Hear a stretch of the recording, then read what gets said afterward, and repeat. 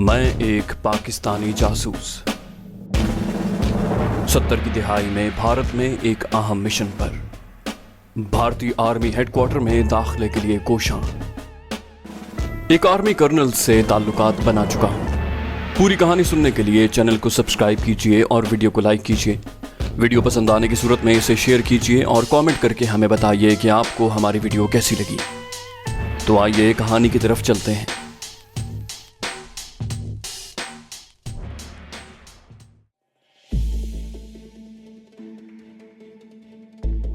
मैं होटल से पूरी तैयारी से निकला था। पिस्टल और रुपए मेरे साथ थे, बाकी साथी मेरे इंतजार में थे। थोड़ी देर बाद हम 2 टैक्सियों में सराय बैरम खान की तरफ रवाना हो गए और यशवंत से मुकर्रर वक्त से पहले ही वहां पहुंच गए। बजाय छप्पर होटल में इंतजार करने के मैंने सोचा कि उस इलाके में घूमा जाए। हम 2-2 की टोलियों में आगे पीछे चल पड़े। ये मुसलमानों की आबादी का इलाका था। छोटे छोटे 1 मंजिला घर और छोटी छोटी दुकानें थीं। एक दुकान पर हमने ठंडी दूध भरी बोतलें पी और फिर वापस लौट पड़े। पहले की तरह मैंने छप्पर होटल में अपना मोर्चा संभाला और मेरे साथी भी इधर उधर मुख्तलिफ जगहों पर डट गए। अब यशवंत का इंतजार होने लगा। इस इंतजार के दौरान पुलिस की एक गाड़ी छप्पर होटल के सामने आकर रुकी और पुलिस एहलकारों ने चाय पी। दिल्ली पुलिस के मातहत अमले के लोग कमजोर और गुर्बत के मारे हुए नजर आते थे, जो इस मामूली होटल में चाय पीने चले आए थे। उनके जाने के थोड़ी देर बाद यशवंत आता दिखाई दिया। वो आज निस्बतन बेहतर हालत में था। उसके रेस्टोरेंट में पहुंचने के तकरीबन 10 मिनट के बाद मैं भी रेस्टोरेंट में दाखिल हो गया। यशवंत कोने की टेबल पर बैठा हुआ था और उसने चाय का ऑर्डर दे रखा था। चाय पीते पीते उसने एक पैकेट मुझे थमा दिया। ये पैकेट उसने अपने लिबास में से निकाला था। मैंने भी वो पैकेट अपनी कमीज के अंदर डाल लिया और पैंट की जेब से रुपयों का लिफाफा निकाल कर उसे दिया। उसने धीरे से पूछा, कितने हैं? मैंने कहा 5000। यशवंत के चेहरे पर मुस्कुराहट आ गई। उसने लिफाफा जेब में डाल लिया। मैंने कहा, आज तो शिम्मी के यहाँ जाओगे? वो झेंप सा गया और धीमे से हाँ कहा। मैंने कहा, पैकेट की वापसी पहले की तरह होगी। कहने लगा, मैं 12 बजे तक रहूंगा। वापसी पर घर के पास मिल जाए तो बेहतर होगा, क्योंकि मेरे घर वाले पहले ही मेरे देर से घर आने से नाला हैं और मेरे आने के बाद अगर कोई मिलने आए तो बहुत बुरा मानते हैं। वो राजदारी के लहजे में बोला, औलाद जवान हो जाए तो बूढ़े वालिदैन को यकसर नजरअंदाज कर देती है और उनके इसी रवैये ने मुझे शिम्मी के यहाँ जाने पर मजबूर कर दिया है। आखिर मैं भी तो इंसान हूँ। सारा दिन दफ्तर में काम करते करते थक जाता हूँ। घर आता हूँ तो बच्चे बात नहीं करते। दफ्तर में घर का काम और घर में कोई बात तक न करे, ऐसा आखिर कब तक चल सकता था? मैंने उठते हुए यशवंत को थपकी दी और उसे कहा कि ये बालाखाने आबाद करवाने में घर वालों का बहुत हाथ होता है, वरना कोई शख्स अपना रुपया और वक्त घुंघरुओं की आवाज में सर्फ न करता। और ये जानते हुए भी कि इन बालाखाने वालियों की मुस्कुराहट, हंसी और अदाएं सब मसनूई होती हैं और ये सिर्फ रुपया बटोरने के ढंग है, कोई शख्स भी बेवकूफ न बनता। यशवंत के उठने से पहले ही मैं बाहर निकल आया।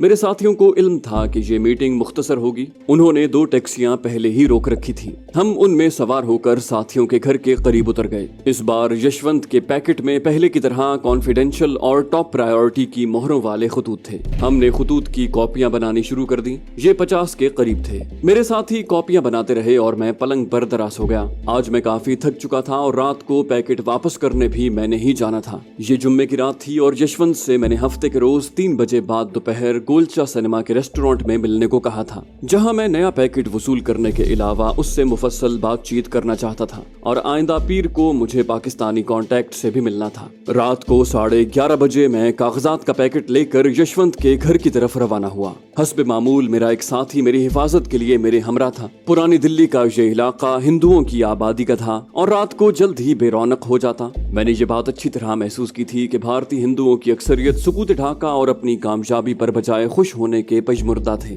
शेर को उन्होंने जख्मी तो कर दिया था, लेकिन अब इस बात पर खौफजदा थे कि न जाने जख्मी शेर कब अचानक बदला लेने के लिए हमला कर दे। भारतीय फौज के महकमा जासूसी को भी उस वक्त तक यकीनन इल्म हो चुका होगा कि पाकिस्तान ने अपने POWs की कमी पूरी करने के लिए 4 नए डिवीजन भी रेस कर लिए थे, जो जदीद तरीन असलहे से लैस थे। फिर पाकिस्तान की अफवाज को साबिका मशरकी पाकिस्तान का भी अब दिफा नहीं करना था और उनकी तमाम तर ताकत मगरबी पाकिस्तान के दिफा पर मरकूज थी। दिल्ली में इस तरह की कई अफवाहें गर्दिश कर रही थीं कि पाकिस्तान पूरी ताकत से दिल्ली पर हमलावर होगा। पाकिस्तान की छाताबरदार फौज दिल्ली में उतारी जाएगी और अलहदगी पसंद सिख पाकिस्तान के लिए 5th कॉलमिस्ट का काम करेंगे। दिल्ली में हर इतवार को हवाई हमले से बचाव के सायरन टेस्ट किए जाते थे।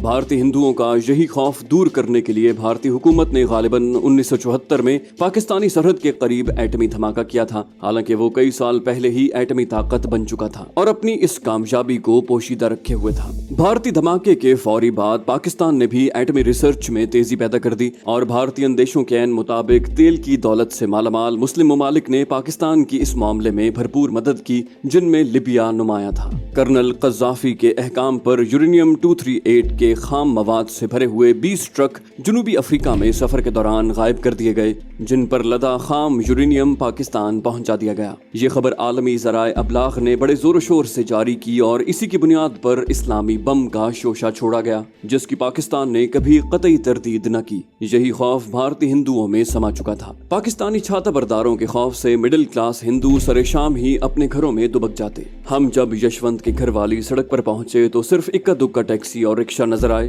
दुकानें सब बंद थी। हमने इस बार टैक्सी नहीं छोड़ी और टैक्सी में ही बैठे रहे। थोड़ी ही देर बाद यशवंत की गली के सामने एक रिक्शा रुका और उसमें से झूमता झामता यशवंत बरामद हुआ। मैं पैकेट लिए तेजी से उसके पीछे गया। शराब और शिम्मी के रक्स ने उसका नशा दोबाला कर दिया था। वो झूमता और गुनगुनाता हुआ अपने घर की तरफ जा रहा था। मैं उसकी ये मसनूई खुशी उससे छीनना नहीं चाहता था, लिहाजा उसे पैकेट थमाकर और अगले दिन गोलचा सिनेमा में मिलने की याद दहानी करवा कर वापस पलट आया। अपने साथी को उसके घर के पास उतारा और कनॉट प्लेस पर टैक्सी बदल कर अपने होटल आ गया।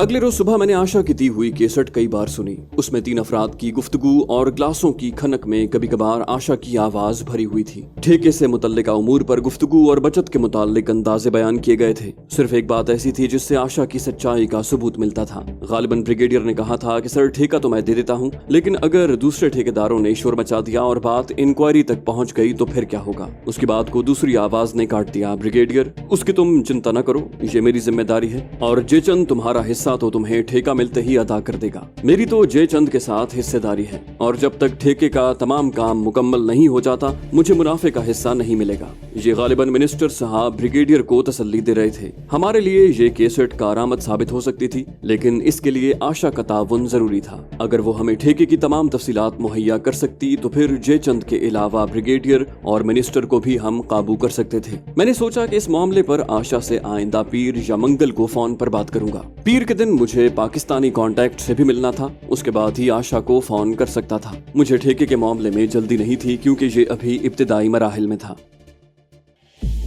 ठीक 2 बजे मैं गोलचा सिनेमा चला गया। इस सिनेमा में मशहूर भारतीय फिल्म बॉबी नई रिलीज हुई थी और सिनेमा शायकीन से खचाखच भरा हुआ था। गोलचा सिनेमा की बिल्डिंग में एक निहायत ही आला दर्जे का रेस्टोरेंट बना हुआ था। मुझे यशवंत से वहीं पर मिलना था। मैं रेस्टोरेंट में दाखिल हुआ तो यशवंत पहले ही एक टेबल पर कब्जा जमाए दिखाई दिया। कई किस्म के खाने उसके सामने पड़े हुए थे। आज वो बहुत निखरा हुआ था। रस्मी अलैक सलैक के बाद वो कहने लगा, घर वाले तो अक्सर दाल और सब्जी ही पकाते हैं। मैं कभी कभार किसी रेस्टोरेंट में जाकर मनपसंद खाना खाता हूँ या फिर शिम्मी के यहाँ अच्छा खाना मिलता है। मैंने उसे छेड़ते हुए कहा, शिम्मी के यहाँ का खाना तो यकीनन तुम्हें भाता होगा क्योंकि शिम्मी का साथ उसे मजीद लजीज बना देता होगा। यशवंत कुछ झेप गया। अब चूंकि हम दोनों दोस्त बन चुके थे इसलिए वो बेतकल्लुफी से कहने लगा, शिम्मी रात भी आपका पूछ रही थी, कभी उधर का भी चक्कर लगाएं। मैंने कहा, यशवंत साहब क्यों अपने पाँव पर कुल्हाड़ी मारने का कह रहे हो? उस बाला खाने पर सिर्फ शिम्मी ही नुमाया है। अगर मैं वहाँ जाने लगा तो फिर आपकी दाल नहीं गलेगी। उसका हुस्न और अदाएं तमाशबीनों से सिर्फ रुपया ऐंठने के लिए हैं। जिस तरह पैसे के जोर पर पहले दिन मैंने तमाम तमाशबीनों को खिसकने पर मजबूर कर दिया था, उसी तरह अब मेरे वहाँ जाने से आपको भी खिसकना पड़ेगा। इसलिए आप अकेले ही वहाँ जाकर अपनी तन्हाई दूर करते रहें और इसमें मुनासिब हद तक मेरा माली ताउन जारी रहेगा। आप मेरी जरूरत पूरी करें, मैं आपकी जरूरत पूरी करूंगा। और दूसरी बात यह है कि तवाइफ के कोठे पर अरबों रुपए लुटाने वाले भी पैसा खत्म होने पर जलील और रुस्वा करके निकाल दिए जाते हैं। इसलिए अपना पैसा होशो हवास में रहकर और हाथ खींच कर खर्च करें। खर्च कम करें लेकिन जाहिर ये करें कि आपके पास बहुत दौलत है। इस तरह ये तवाइफें भूखी बिल्ली की तरह आपके गिर्द चक्कर काटती हैं। यशवंत खामोशी से मेरी बातें सुन रहा था, लेकिन उसके चेहरे से साफ आया था कि बुढ़ापे के इश्क से बचना अब उसके बस में नहीं रहा और मैं चाहता भी यही था कि शिम्मी की वजह से यशवंत हमारी जरूरत पूरी करने पर मजबूर रहे। मैंने मौका गनीमत जानकर कहा, वैसे यशवंत साहब आपकी पसंद भी लाखों में एक और लाजवाब है। शिम्मी पर दिलो जान ही नहीं दोनों जहान भी निछावर करने पड़े तो सौदा महंगा नहीं। यशवंत खिल उठा और कहने लगा, विनोद भाई, अब तो ये भगवान के और आपके हाथ में है कि मैं शिम्मी को हासिल कर सकूं। कल की डाक आपको कैसी लगी? मैंने जवाब दिया, कोई खास नहीं, मामूल की डाक से एक दर्जा ऊपर थी। हालांकि ये बहुत ही अहम डाक थी। आर्मी हेडक्वार्टर के एक खत के जरिए भारत के 7 और 10 नंबर डिवीजन कमांडो को मुत्तला किया गया था कि सिख लाइट इन्फेंट्री की तमाम रेजिमेंट्स को, जिनकी नफरी 35,000 से ज्यादा थी, एक माह के अंदर इन डिवीजन से हटाकर त्रिपुरा में मुकीम जाट रेजिमेंटों की जगह तैनात किया जाए। भारत के 7 और 10 नंबर डिवीजन पाकिस्तानी बॉर्डर के करीब मौजूद थे। यशवंत कहने लगा, अब जबकि मैंने आपके लिए इतना बड़ा रिस्क ले लिया है तो मैं इंतहा तक जाने को तैयार हूँ। बस आप हुक्म करते जाएं, मैं तामील में कोई कसर न उठा रखूंगा। मुझे अचानक ख्याल आया और मैंने यशवंत से कहा, तारापुर के एटमी बिजली घर से रेडिएशन से महफूज ट्रक टाटा रिसर्च इंस्टीट्यूट को बाकायदगी से जाते हैं और उनकी सिक्योरिटी फौज के कमांडोज के सुपुर्द है। तारापुर का एटमी प्लांट भी उनकी निगरानी में है, इसलिए एटमी प्लांट और टाटा रिसर्च इंस्टीट्यूट के मुतालिक हेडक्वार्टर्स को मुत्तला किया जाता होगा। ऐसी तमाम फाइलें मुझे दरकार हैं। यशवंत खामोश हो गया, जैसे कुछ सोच रहा हो। मैंने बेरगबती बरतते हुए कहा, मैंने तो यूं ही आपसे ये बात कर दी है, वरना एटमी बिजली घर और रिसर्च इंस्टीट्यूट दोनों में हमारा राब्ता है और हमें मुफस्सल मालूमात मिल रही हैं। मैंने तो महज इन मालूमात को टैली करने के लिए आपसे पूछा था। हाँ, ये बात जरूर है कि इस काम के इवज आपको खासी बड़ी रकम मिल सकती है। मैं खामोश हुआ तो यशवंत बोला, ऐसी 2 फाइलें हैं जो जनरल साहब अपने कमरे के सेफ में रखते हैं। चूंकि मैं कॉपिंग ब्रांच में सबसे सीनियर और सुपरिटेंडेंट हूँ, इसलिए उन फाइलों से मुतल्लिका डाक टाइप करवाने के लिए और आई हुई डाक फाइल करवाने के लिए जनरल साहब मुझे बुलाते हैं। जनरल साहब के कमरे में पड़े टाइपराइटर पर ही मैं टाइप करता हूँ और कॉपियां फाइल में लगा देता हूँ। ये दोनों फाइलें अलग अलग नहीं हैं, बल्कि एक फाइल मुकम्मल होने के बाद दूसरी ज़ेरे इस्तेमाल है। जनरल साहब के हुक्म के मुताबिक हर आने वाली डाक के जवाब की कॉपी उसी के साथ स्टेपल कर दी जाती है। जनरल साहब का टाइपराइटर बिजली से चलता है और उनके कमरे में फोटोस्टेट मशीन भी है, लिहाजा कार्बन कॉपी नहीं बनाई जाती। मैंने कहा, कोई बात नहीं,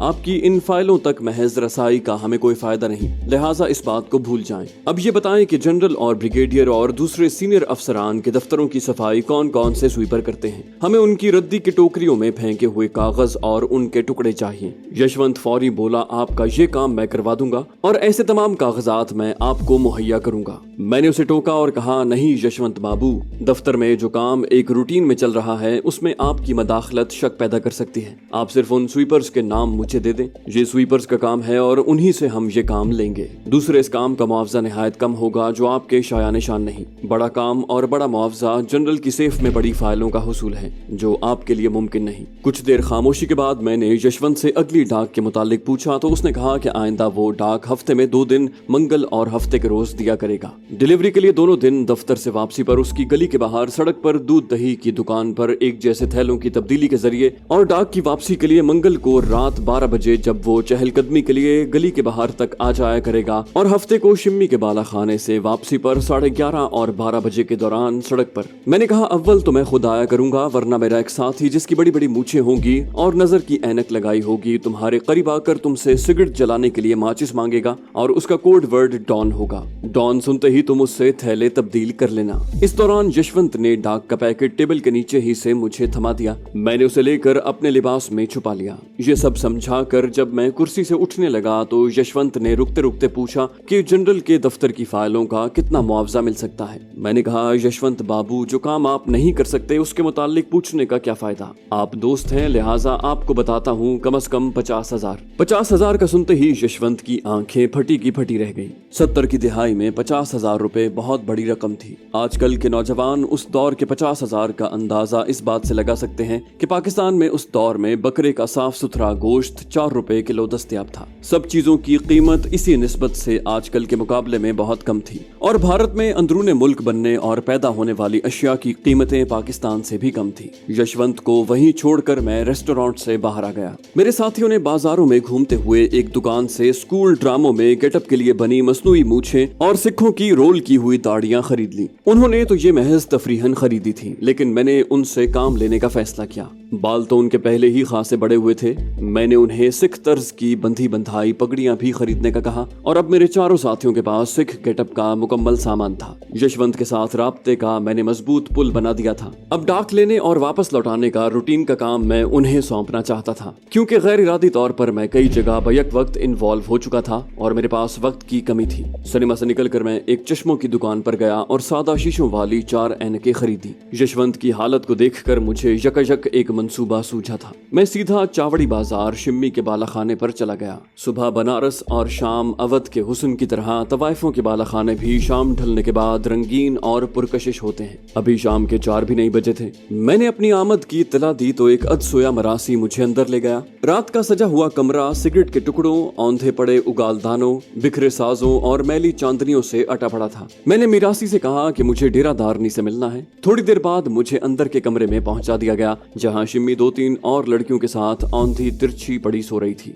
और एक पलंग पर नीम दराज डेरा दारनी सिगरेट पी रही थी और उसकी नजरें सवालिया अंदाज में मेरे बेवक्त आने का सबब पूछ रही थी। मैंने उसे कहा कि मैं शिम्मी के मुताल्लिक कुछ बात करने आया हूँ, लेकिन उसकी सवालिया निगाही खत्म न हुई। मैंने 1000 रुपया उसे दिया और कहा कि मेरी बात गौर से सुने और सही जवाब दे। 1000 रुपए ने मेरी बेवक्त आमद का एहसास उसके चेहरे से गायब कर दिया और वो मिरासी को गाली देकर पुकारने लगी कि अभी तक मेरे लिए ठंडा क्यों नहीं लाया। इतनी देर में शिम्मी और दूसरी लड़कियां भी उठ बैठी। डेरादारनी ने उन्हें इशारा किया और वो दूसरे कमरे में चली गई। सारी लड़कियों में सिर्फ शिम्मी ने छोटी सी नथनी पहन रखी थी। मैंने डेरादारनी से पूछा कि शिम्मी की बात कहीं तय हुई है, तो डेरादारनी ने नफी में सर हिलाया। मैंने पूछा नजराना क्या होगा, तो डेरादारनी ने मुझे खरीदार समझते हुए कहा 20,000 से 1 पाई कम नहीं। मैंने फिर पूछा यशवंत बाबू से भी इस मसले पर कोई बात हुई है, तो वो कहने लगी वो बुढ़ा तो मेरी बच्ची का दीवाना हो रहा है और यहाँ पर कई हजार मेरी बच्ची के कदमों में निछावर कर चुका है। लेकिन मैंने उसे साफ कह दिया है कि 20,000 से कम हो तो इन सीढ़ियों पर इस मकसद के लिए मत आना।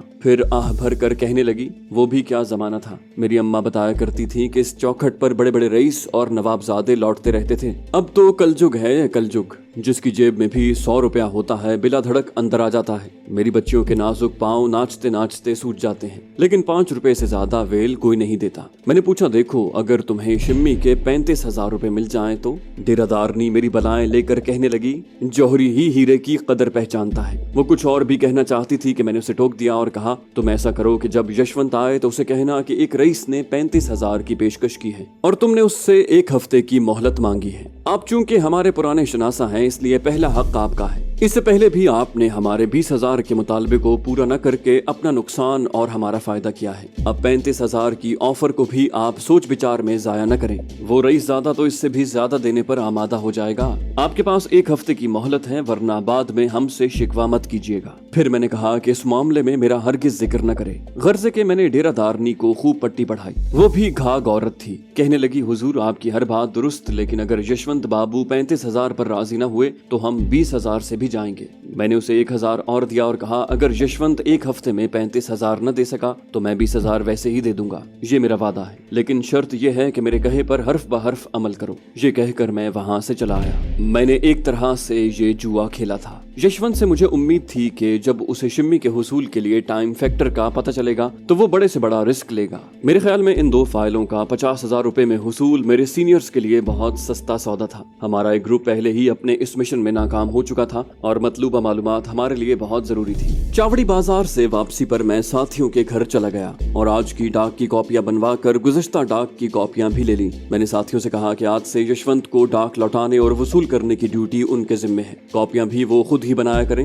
मंगल और हफ्ते को डाक की वसूली और वापसी के औकात और जगह भी उन्हें बता दी। फिर कहा कि बुध और इतवार की सुबह 10 बजे वो डाक की कॉपियां मुझे लोधी होटल के करीब मुगल महल रेस्टोरेंट में पहुंचा दिया करें। यशवंत से डाक लेने और वापसी के लिए 2 साथी जाया करें, जिनमें से एक मूछें और ऐनक लगाए जबकि दूसरा अपनी असली हालत में उसे कवर दे। उसी वक्त मैंने एक और फैसला किया जो कि मेरे सीनियर्स की हिदायत के खिलाफ था। हालात के तकाजे के मुताबिक मुझे दी गई हिदायत में तब्दीली का इख्तियार दिया गया था। मैंने साथियों को लोधी होटल में अपनी रिहाइश और टेलीफोन नंबर बता दिए और उन्हें कहा कि किसी इमरजेंसी या जरूरत के तहत वो मुझसे होटल में राब्ता कर सकते हैं। मेरे इस फैसले की 3 वजूहात थी। अव्वल ये कि मेरा तकरीबन हर रोज उनके घर जाना मुनासिब न था और मकान मालिक और महल्ले वालों को शक में मुब्तला कर सकता था। दोएं मेरे साथियों को मेरे मुताल्लिक कोई इल्म न था और किसी इमरजेंसी की सूरत में वो मुझसे राब्ता न कर सकते थे। और तीसरी वजह ये थी कि अगर कहीं मैं पकड़ा जाऊं तो तो वो मेरे मुताल्लिक बिल्कुल अंधेरे में न रहें। मैं आहिस्ता आहिस्ता उन्हें जिम्मेदारियां सौंपना चाहता था ताकि मेरी गिरफ्तारी की सूरत में वो तयशुदा उमूर को जारी रख सकें। तो दोस्तों, ये थी हमारी आज की एपिसोड। उम्मीद करते हैं आपको हमारी कहानी पसंद आई होगी। जाने से पहले इस वीडियो को लाइक कीजिए और शेयर करना मत भूलिए। कमेंट करके हमें बताइए कि आपको हमारी वीडियो कैसी लगी। और अगर अभी तक आपने इस चैनल को सब्सक्राइब नहीं किया तो इसे सब्सक्राइब कीजिए और बेल आइकन दबाकर ऑल नोटिफिकेशंस ऑन कर लीजिए।